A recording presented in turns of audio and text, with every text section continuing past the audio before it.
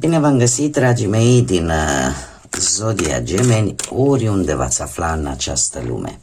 Tuturor bine ați venit pe canalul meu Tarot Flor de Loto. Eu sunt Ina și mă bucur ca de obicei să vă am alături la fiecare lectură. Vă mulțumesc tuturor pentru comentariile frumoase, pentru like-uri, dar mai ales pentru simpla voastră prezență la fiecare lectură pe care eu o public. Azi voi face o lectură generală atemporală. Ce înseamnă asta? Nu are o limită de timp. O lectură pe care voi să o puteți viziona oricând doriți sau atunci când apare în viața voastră. Nu trebuie să uitați, dragii mei, că sunteți stăpânii proprii voastre vieți și voi vă construiți viitorul. Așa că vă rog să luați decât ceea ce rezonează cu voi. Și această lectură o puteți completa, desigur, vizionând celelalte zodii care pot reprezenta pentru voi, poate ascendentul, luna sau Venus, și care vă pot aduce mai multe informații. Și haideți să vedem ce mesaje, ce sfaturi, energii vin în următoarea perioadă, în funcție de cum gândiți, cum simțiți și ce vă doriți. Și avem extremele, avem o lună fierbinte și numărul 34. Dragii mei, voi sunteți într-o perioadă în care sunteți destul de veseli, destul de expresivi, sociabili, cumva vă exprimați așa emoțiile și dorința asta de a crea, de a vă exprima într-un mod cât mai energic, jovial, vesel, dar în același timp nu o faceți întâmplător.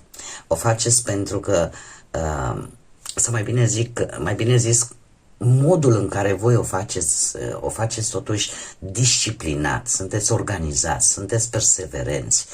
Și eu aș spune că sunteți într-un moment în care vreți să creați o fundație solidă, să vă planificați, să vă structurați cumva viața sau proiectele voastre într-un mod cât mai stabil, cât mai ordonat. Iar lucrul ăsta se va vedea, pentru că îl și manifestați. Sunteți disciplinați, sunteți perseverenți, dar vreți ceva concret, vreți ceva durabil. Și eu aș mai spune și faptul că sunteți destul de flexibili, stă în natura voastră să fiți așa, și aveți probabil și răbdarea necesară pentru a face acest lucru. Cartea în sine îmi vorbește de faptul că sunteți de asemenea într-o energie în care încercați să învățați, să treceți de la, cum să spun eu, de la o situație, sau să treceți, mai bine zis, printr-o situație cu calm, cu echilibru, cumva să nu vă lăsați duși de val și asta să vă ajute să treceți peste anumite conflicte, anumite situații tulburătoare pe care le-ați avut cu ceva timp în urmă. Haideți să vedem ce ne spune și tarotul și să vedem ce mesaje, sfaturi, energii vin pentru dragii mei din Gemeni în următoarea perioadă, în funcție de cum gândiți, cum simțiți și ce vă doriți.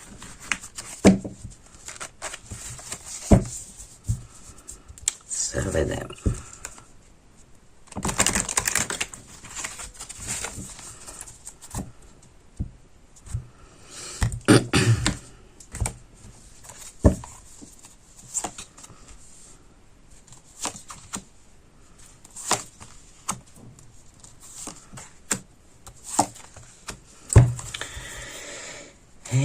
Hei, interesant să știți că ce-mi sare în ochi, avem două arcane majore importante. Dar haideți să mai punem un rând de cărți, să vedem cum se dezvoltă fiecare. Ce vine pentru dragii mei din Gemeni în următoarea perioadă.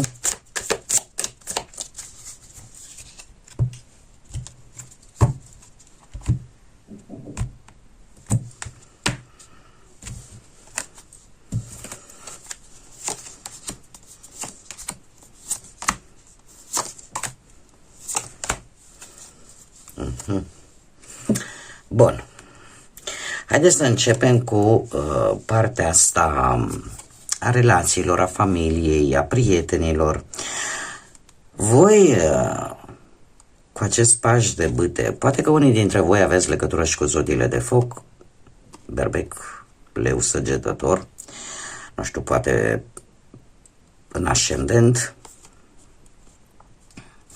Eu aș spune că ați avut parte de un moment de un pic infantil, în care ați crezut în ceva sau în cineva din jurul vostru și trebuie să vă spun că se va dovedi, am două variante, o să vi le spun pe amândouă, dar se va dovedi că credibilitatea voastră nu va avea un răspuns pozitiv față de voi, bineînțeles. Acest paș de bâte îmi vorbește despre ceva legat de bani, de o afacere posibil, sau aș putea să spun că ați avut un anumit entuziasm, o anumită curiozitate, nu știu, ați încercat să comunicați într-un anume fel, să începeți ceva nou, poate cu cineva din jurul vostru, pe plan poate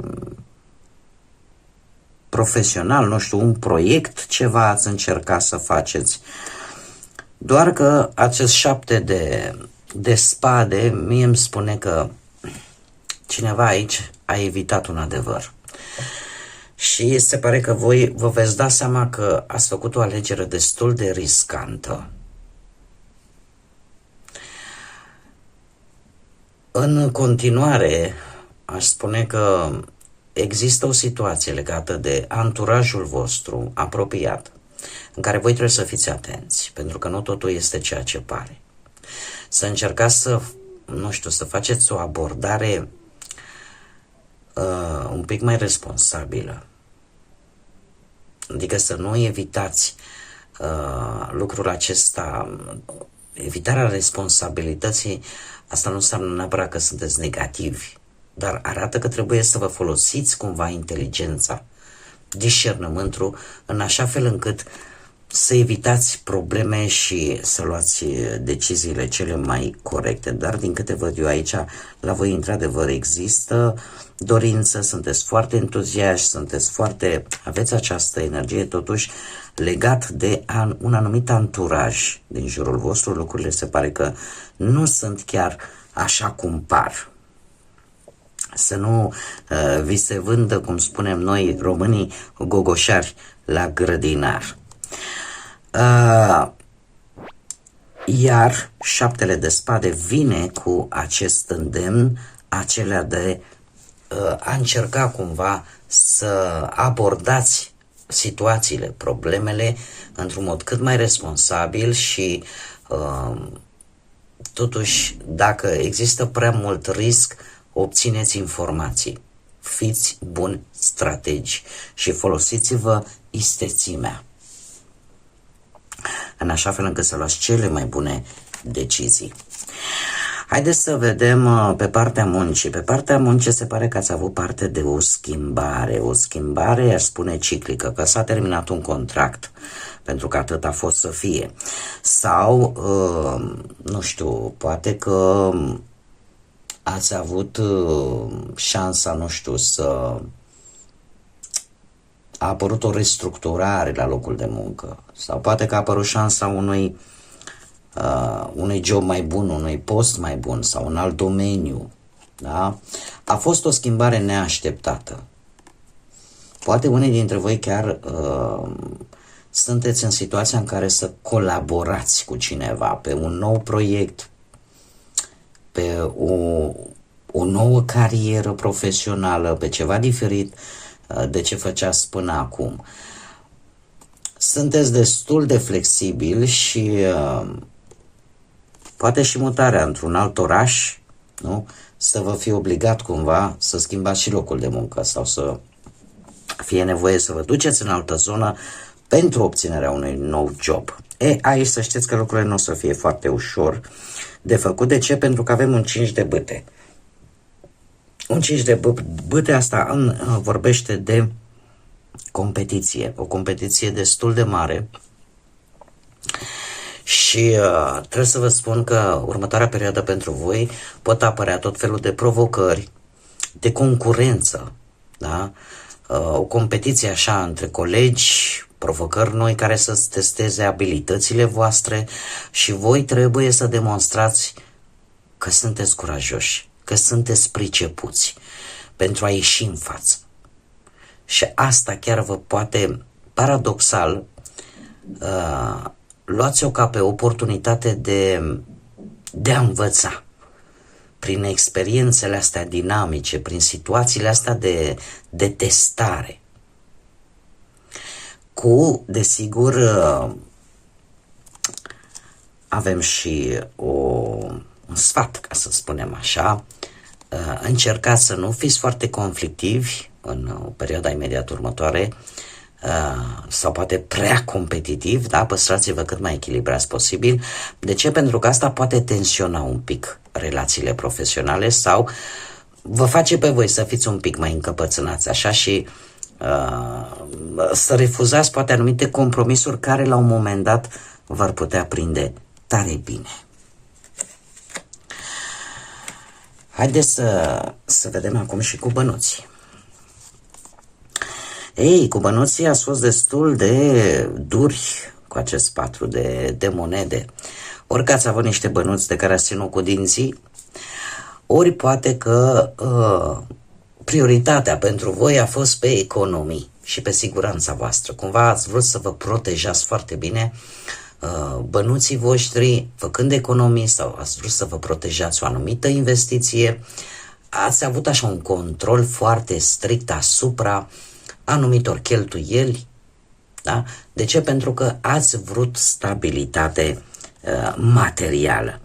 Ce este interesant că în următoarea perioadă cu acest 8 de monede de data aceasta, banii o să vă vină prin muncă și disciplină și nu neapărat prin noroc. Este adevărat, e o perioadă în care cumva veniturile o să crească lent, da? Nu vă așteptați la câștiguri wow, dar sigure, și asta printr-un job stabil, așa cum bine am văzut și cu cărțile de pe zona muncii. Da?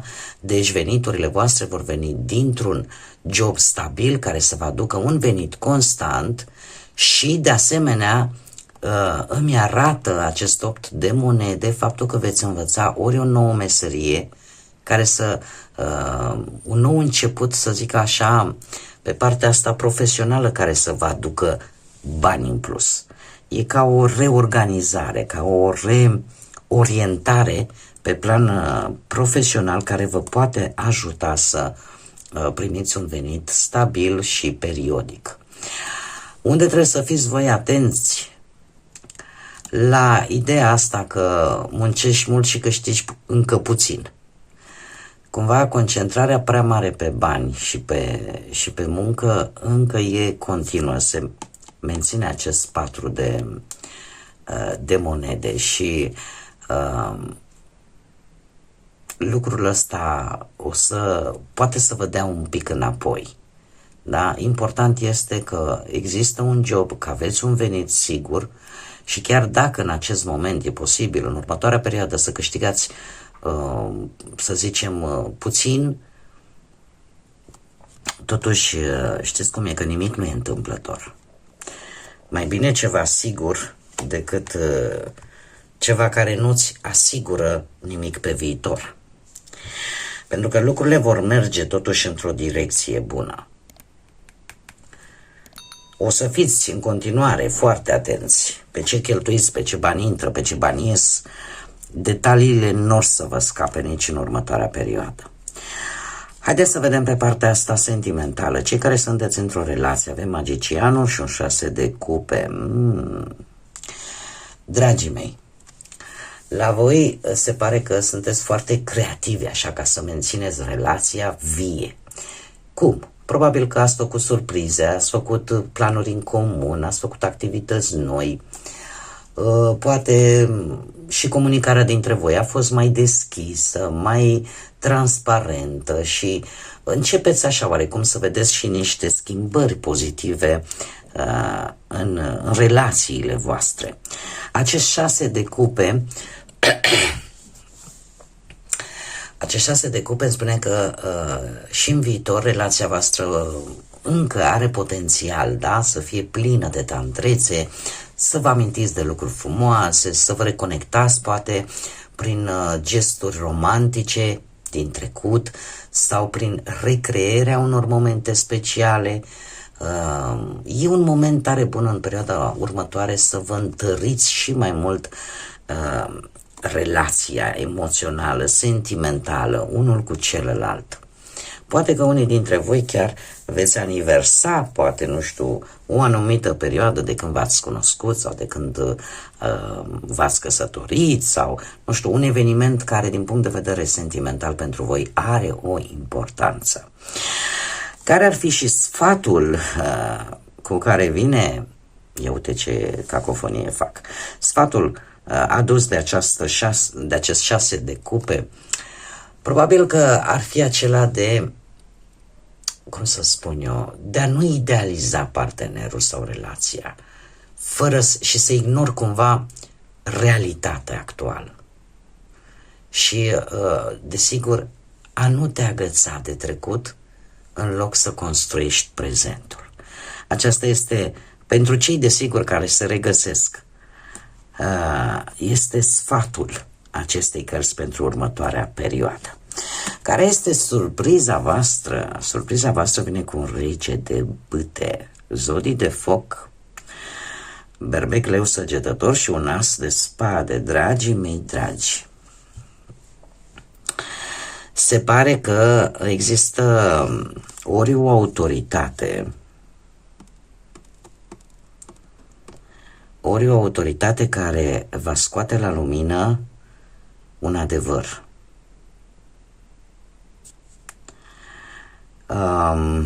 Eu aș zice că există situația în care cineva își va face curaj, va lua o inițiativă și anumite lucruri, anumite informații, anumite lucruri, anumite situații se vor clarifica în următoarea perioadă cu acest as de spade. Cumva se va lua o decizie nouă, pur și simplu, anumite iluzii, anumite așteptări care erau în ceață până acum se vor clarifica și asta te va face pe tine să vezi, cum să spun eu, să vezi situația, viața, problema respectivă cu totul și cu totul altă, într-o altă manieră. Un nou mod de a gândi, un nou mod de a acționa, un nou mod de a vedea lucrurile, dar asta după ce anumite informații secrete, adevăruri care vor ieși la lumină, că vin prin intermediul unei persoane legate de o autoritate sau poate chiar voi să aveți vreun ascendent în zodii de foc, berbec, leu sau săgetător, voi să aveți curajul, să aveți inițiativa să săpați, să fiți curioși și să săpați după informații care vor clarifica în sfârșit o anumită problemă, o anumită situație. Haideți să vedem ce ne spun și fazele lunare. Ce mesaj aveți pentru dragii mei din Gemeni în următoarea perioadă de când ei urmăresc această lectură? Un mesaj, te rog. Sunt prea multe, să mai încercăm. Un mesaj pentru dragii mei din Gemeni și avem două, ia să vedem.